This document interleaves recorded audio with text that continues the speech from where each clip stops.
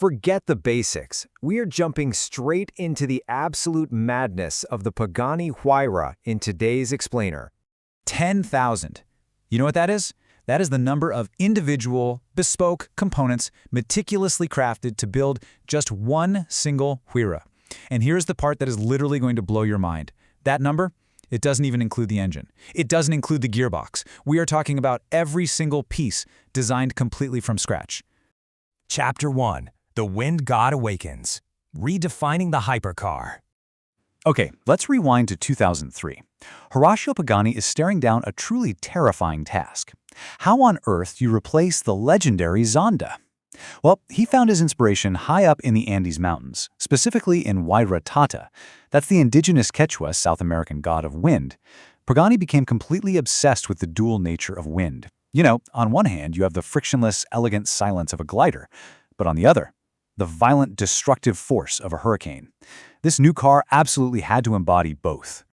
To capture that raw elemental force, they took the 1990 Zonda playbook and just threw it right out the window. They engineered a completely new architectural vision. A longer body, a track widened by a massive 70 millimeters for ultra-aggressive stability, and they shifted the cabin 40 millimeters backward. The result? This incredibly sleek, almost predatory new silhouette. But here's the catch. A beautiful, incredibly fast new shape immediately raises a massive physics problem. When you harness that much immense, violent force, how do you balance it so the car doesn't, literally lift off and fly away? Chapter 2. Art meets extreme science, the Da Vinci philosophy. Art and science are disciplines that need to walk alongside. Now, that's a quote from Leonardo da Vinci, but for Horacio Pagani, it isn't just a fancy slogan. It is his absolute core belief. You won't find an ugly, utilitarian piece of engineering hidden under a carbon panel here. No way.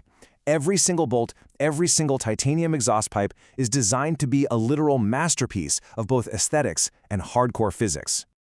You can actually see this philosophy perfectly in the math. 44% of the weight is in the front, 56% is in the rear. Now that is not an accident. It's the precise mathematical marriage of art and science, perfectly balanced to keep this rear-wheel drive monster absolutely glued to the asphalt at insane speeds. So, back to our question, right? How exactly did they balance the wind? 2 words: active aerodynamics. The Huayra doesn't just push its way through the air, it manipulates it, almost like a living, breathing organism. The central ECU is constantly reading your speed and steering inputs. In an instant, 4 independent, computer-controlled flaps morph in real time. Hit the brakes hard, boom, the flaps pop up as an air brake. Take a hard left, the inside flaps raise up to kill body roll. The car is literally shifting its own shape to survive the physics. So they did it. They achieved absolute, mind-bending perfection. But for Pagani, that just wasn't enough. Which begs the question, how do you improve perfection? Stick around because things are about to get seriously unhinged. Chapter 3. Lighter, faster, louder. Pushing the limits. All right, this is where Pagani takes the dial and just cranks it all the way to 11. 1,218 kilograms. That is the staggeringly low, dry weight of the track-focused Huayra BC. I mean, how do you even strip that much weight out of a hypercar that is already insanely light? Well, Pagani actually went and invented an entirely new composite material. They call it carbon triax. It is 50% lighter and 20% stronger than regular carbon fiber. Just incredible. And while the weight was plummeting, the power output was skyrocketing in this relentless war of one-upsmanship. We start with the base Huayra's bespoke Mercedes-AMG V12 pushing a very respectable 730 horsepower. The BC bumps it up to 754. But then, the Imola edition comes along and completely obliterates the scale at 827 horsepower. So, Pagani had utterly conquered the road with the coupe, but what happens when they decide to remove the roof entirely? Now, you might think you know how convertibles work, but trust me, what comes next completely defies basic physics. Chapter 4. The roof comes off. Defying physics. Preparing the Huayra to be an open-top hypercar was a massive, massive engineering headache. See, usually when you chop the roof off a car, it actually gets heavier. Why? Because you have to add all these heavy steel reinforcements so the chassis doesn't just fold in half on you. But not here.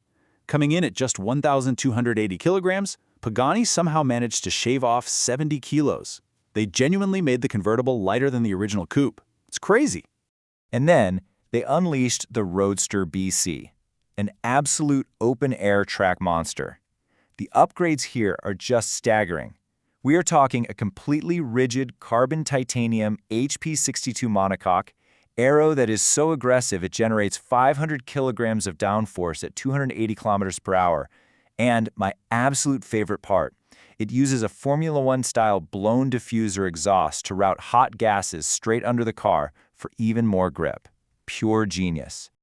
Okay, so they made the perfect street-legal roadster. But what if? What if Pagani stripped away all the rules entirely? Like what happens when noise regulations, emission standards, and street-legal requirements are just thrown straight into the trash? Chapter 5, The Ultimate Masterpieces. No rules, only art. Welcome to the final frontier. These are the track-only variants, where the absolute only rule is art. Take the track-only Huayra R, for example. They ditched the twin turbochargers entirely. Gone. Instead, they partnered with HWA to build a bespoke, naturally aspirated V12 from the ground up that screams to a 9,000 RPM redline. The sound is just pure, unfiltered automotive theater. And they didn't stop there. 900. That is the mind-bending horsepower figure of the newly unveiled Huayra R Evo. It is a long-tail, open-top track weapon, making it the absolute most powerful Pagani ever created in the entire history of the company. But look, these cars aren't just insanely fast, they are practically moving myths. They are completely unattainable for 99.9% of the world. The stunning Codalunga? Only 5 of them exist. The Imola Roadster? 8 units. The Tricolore Tribute? Just 3. And then there is the Epitome, a one-of-a-kind, single unit ever made, pushing over 850 horsepower, and yes, featuring a beautiful, glorious 7-speed manual transmission. What we are looking at is over a decade of relentless innovation. 2011 gave us the original Huayra. 2016 brought the track-focused BC. 2017 took the roof off and somehow saved weight. 2021 unleashed the R, followed by the manual Epitome in 2024. And looking ahead to 2025, the ultra-exclusive Codalunga Speedster arrives, because for Horacio Pagani, the pursuit of perfection, it never actually stops. Which leaves us with one incredibly thrilling thought. After more than a decade of completely redefining the absolute limits of physics, art, and pure speed, what impossible machine will Pagani dream up next?